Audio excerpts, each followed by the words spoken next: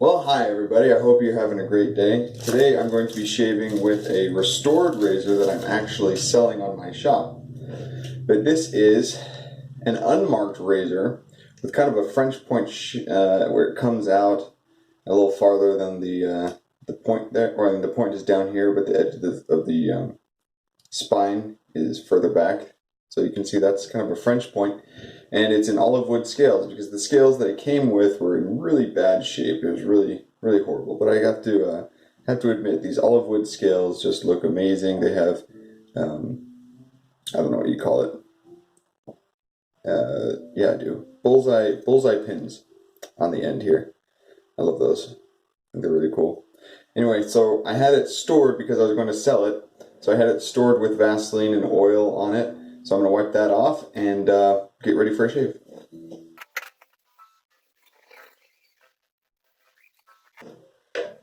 So I always get my hair wet before I strop. So that while my hair is soaking, I have time to strop. There's a little bit in the mug, and I work it around in the mug.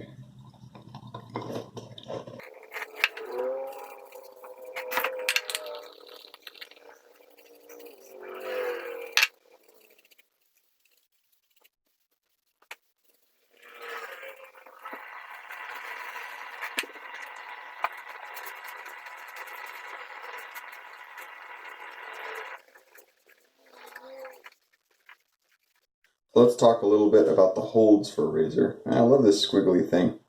So the traditional way you see in movies is kind of like this, and barbers will be very delicate and stuff. I find that this is useful if ever I'm doing someone else, because I'm facing this way and I'll a little more control. However, when I'm doing myself, doing this way, I see some guys doing it. I've never really gotten to it. I like a lot more of a sure grip.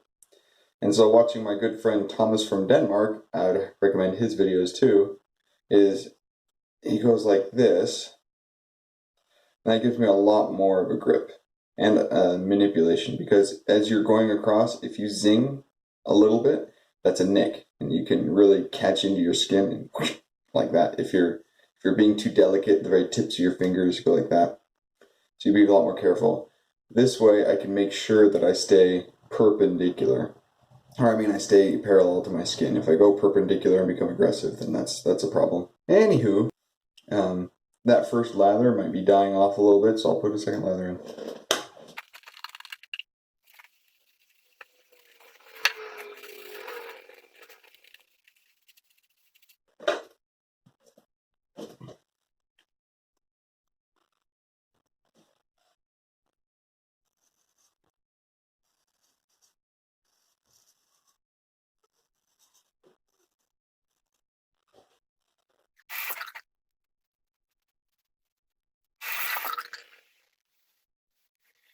Huh. So did you see that? I need to work on this razor some more, because you can see it took me 2 passes to get that way. And I don't like doing 2 passes.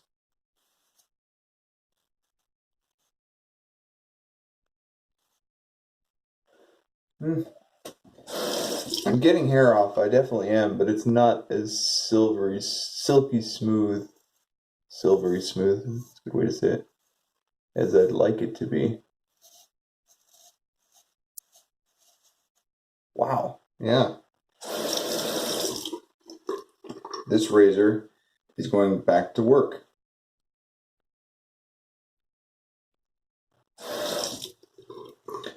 And as you see like if you get the whole blade on your skin, you can kind of see where it's not cutting as well. Looks like the heel here needs to be sharpened. I test these razors as part of the restoration, and this blade was doing, see, the tip does really well.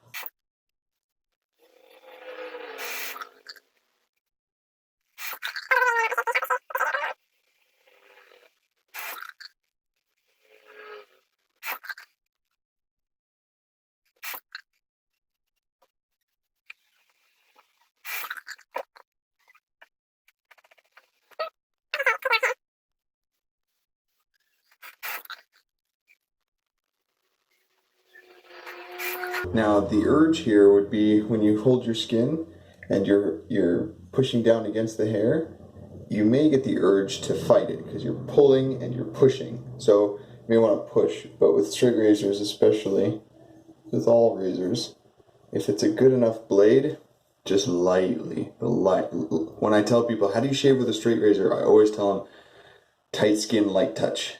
Tight skin, light touch.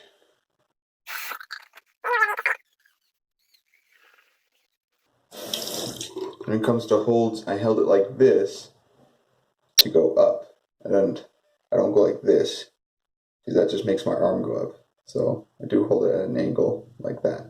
The point is just to get more control over the blade.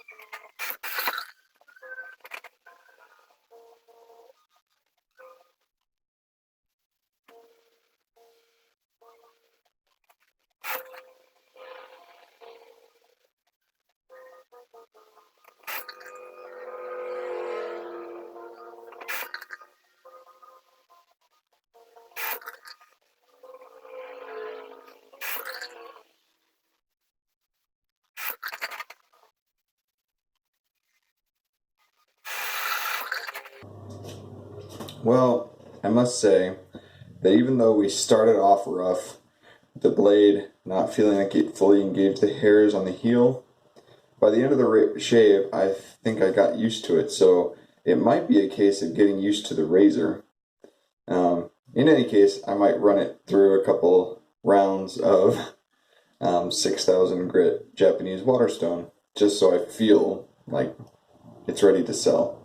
It's because I don't want someone to get this razor and feel like their first initial pass with it wasn't up to par. So I'm going to redo this one just a bit.